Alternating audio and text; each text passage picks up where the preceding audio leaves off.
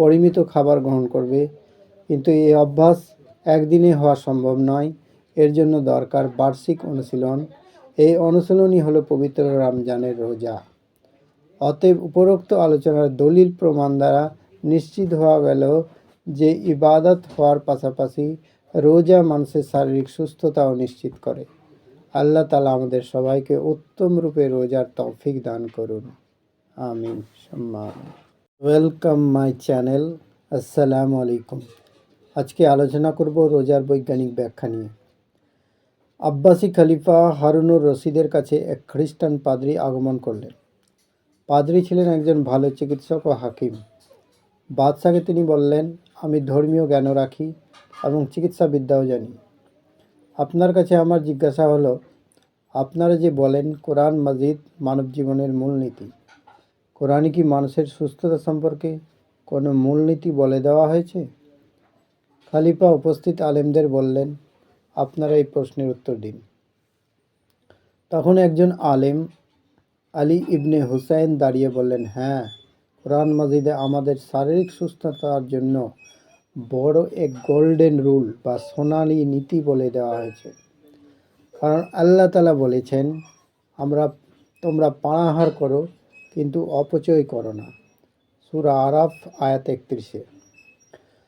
অর্থাৎ পানাহার করো কিন্তু ওভার ইটিং মানে অতি ভোজন করা যাবে না, বরং যতটুকু প্রয়োজন ততটুকুই খেতে হবে। তারপর আল্লাহর প্রশংসা করতে হবে। এই যে অতিভোজন থেকে নিষেধ করা হয়েছে, এটি কোরআনের মূলনীতি। অর্থাৎ মানুষ যদি এর উপর আমল করে তাহলে তার জীবনে রোগ ব্যাধি হওয়ার আশঙ্কা অনেকটাই কমে যায়। আর এই অভ্যাস গড়ে ওঠে বছরে 1 মাস রোজা পালনের মাধ্যমে। খ্রিস্টান পাদ্রী একথা শুনে বললেন, আমি একজন চিকিৎসক হিসেবে একথা সমর্থন করি যে এটি একটি উত্তম মূলনীতি, আর রোজার মাধ্যমেই মানুষ এই মূলনীতির ওপর সুন্দরভাবে আমল করতে পারে। পাদ্রী এবার বললেন, তোমাদের নবী সাল্লাল্লাহু আলাইহি সাল্লাম কি আধ্যাত্মিক শিক্ষার সঙ্গে সঙ্গে শারীরিক সুস্থতা সম্পর্কে কোনো মূলনীতি রেখে গেছেন? আলেম বললেন, হ্যাঁ, প্রিয় নবী সাল্লাল্লাহু আলাইহি সাল্লাম আমাদের শারীরিক সুস্থতা সম্পর্কেও মূল্যবান নীতি বলে দিয়েছেন। হযরত মিকদাম ইবনে মাদি কারাব রাদিয়াল্লাহু থেকে বর্ণিত, নবীজি সাল্লাল্লাহু আলাইহি সাল্লাম বলেন, কোনো লোক তার পেট অপেক্ষা মন্দ কোনো পাত্রকে ভর্তি করেনি। আদম সন্তানের জন্য এ পরিমাণ কয়েক লোকমাই যথেষ্ট, যা দ্বারা সে নিজ কোমরকে সোজা রাখতে পারে, আল্লাহর ইবাদত করতে পারে। যদি এর চেয়ে বেশি খাওয়া প্রয়োজন মনে করে তাহলে 1/3 খাদ্য, 1/3 পানীয় এবং অপর 1/3 শ্বাস প্রশ্বাসের জন্য খালি রাখবে। তিরমিজি হাদিস 2328, ইবনে মাজা হাদিস 3349। এই হাদিসকে সমর্থন করে বিশ্ববিখ্যাত চিকিৎসা বিজ্ঞানী হারিস ইবনে কালাদা আস-সাকাফির বক্তব্য, তিনি বলেছেন, পাকস্থলী সব রোগের কেন্দ্র আর সংযম সব চিকিৎসার মূল। আল্লাহু আকবার। বর্তমান চিকিৎসকরা নিশ্চিত করেন যে আমাদের খাদ্যাভ্যাসই আমাদের রোগকে চূড়ান্ত করে। যেমন আমরা যদি অনেক বেশি চিনি খাই তবে সুগারের রোগ হবে। যদি অনেক বেশি ক্রিমি বা ননিযুক্ত লবণাক্ত জিনিস বা জুসি রসযুক্ত জিনিস খাই তাহলে স্বাভাবিক শীতলতা বেড়ে হাই প্রেশার দেখা দেয়। যদি অনেক বেশি তৈলাক্ত জিনিস খাই তাহলে আলসার ও ব্লাড প্রেশার সৃষ্টি হয়। এই জন্য বলা হয়েছে পাকস্থলী সব রোগের কেন্দ্র। এখান থেকে রোগ শুরু হয়। এই জন্য যে ব্যক্তি নিজের পাকস্থলী নিয়ন্ত্রণ করে উপকারী জিনিস ব্যবহার করে এবং ক্ষতিকারক জিনিস থেকে বেঁচে থাকে, ইনশাআল্লাহ সে এসব রোগ থেকে বেঁচে থাকবে। এই জন্যই বলা হয়েছে পাকস্থলী সব রোগের কেন্দ্র। বক্তব্যের শেষাংশে বলা হয়েছে সংযম সমস্ত চিকিৎসার মূল। আমরা ইচ্ছামতো খাই, খেতে খেতে তার রক্ত চলাচল বন্ধ হওয়ার উপক্রম হলে বলি, আল্লাহ সব কিছুর মালিক। আল্লাহ তো অবশ্যই মালিক, তবে তিনি ব্যবহারের জন্য মানুষকে জ্ঞান দিয়েছেন। যখন জ্ঞান বলছে আমি অসুস্থ তাই আমাকে ক্ষতিকারক জিনিস খেতে নিষেধ করা হয়েছে, তখন বিরত থাকা উচিত। অবশ্য লক্ষণীয় বিষয় হলো এভাবে ক্ষতিকারক জিনিস খাওয়া গুনাহ। মনে রাখবেন, চিকিৎসক যাকে শরীরের জন্য ক্ষতিকারক কোনো জিনিস খেতে নিষেধ করেন, সে যদি খেয়ে আল্লাহর উপর ভরসার তাওয়াক্কুলের কথা বলে, তাহলে এতে তার তাওয়াক্কুলের স্বভাব তো হবেই না, বরং গুনাহ হবে।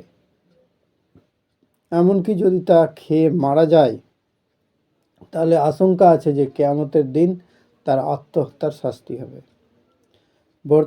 বর্তমান পৃথিবীতে সব বিজ্ঞানী সমর্থন করেন যে সংযম চিকিৎসা থেকে উত্তম। ইংরেজিতেও প্রবাদ আছে, prevention is better then care. বেশি খাওয়ার কারণেই রোগ হয়।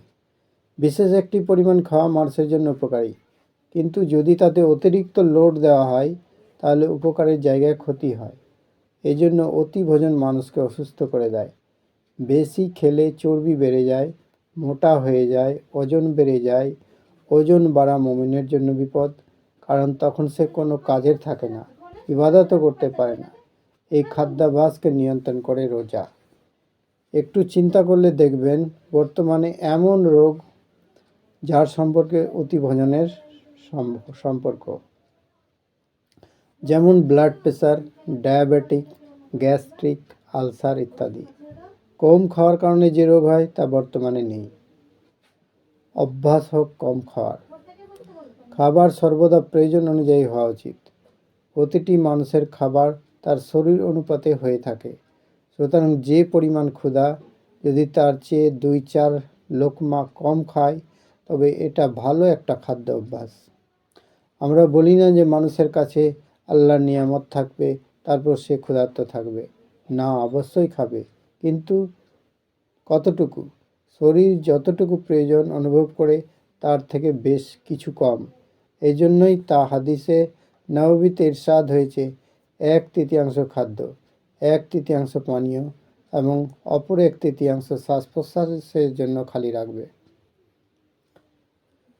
নববী অভ্যাস। প্রিয় নবী সাল্লাল্লাহু আলাইহি সাল্লাম কম খাওয়ায় অভ্যস্ত ছিলেন।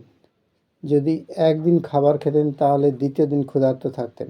আয়েশা রাদিয়াল্লাহু আনহা বলেন, প্রিয় নবী সাল্লাল্লাহু আলাইহি সাল্লাম মদিনাতে আসার পর থেকে মৃত্যু পর্যন্ত তার পরিবারের লোকেরা এক নাগাড়ে 3 রাত গমের রুটি পেট ভরে খাননি।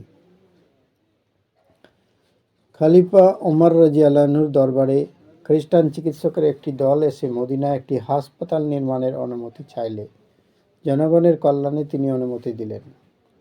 হাসপাতাল চালু করার 1 মাসের মাথায় চিকিৎসক দল খলিফার দরবারে এসে অনুযোগের সুরে বলল, আমরা এসেছিলাম চিকিৎসা সেবা প্রদান করে আর্থিকভাবে লাভবান হতে, কিন্তু গত 1 মাসে এখানে একজন রোগীও পেলাম না। আমাদের শহরে কি একজনকে অসুস্থ হয় না?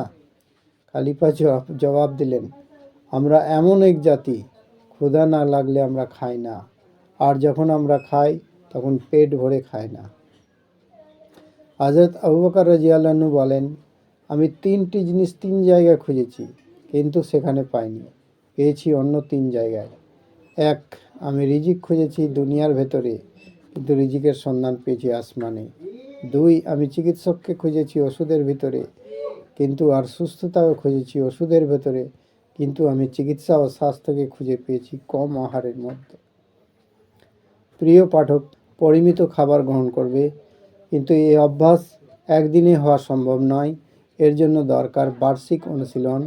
এই অনুশীলনই হলো পবিত্র রমজানের রোজা।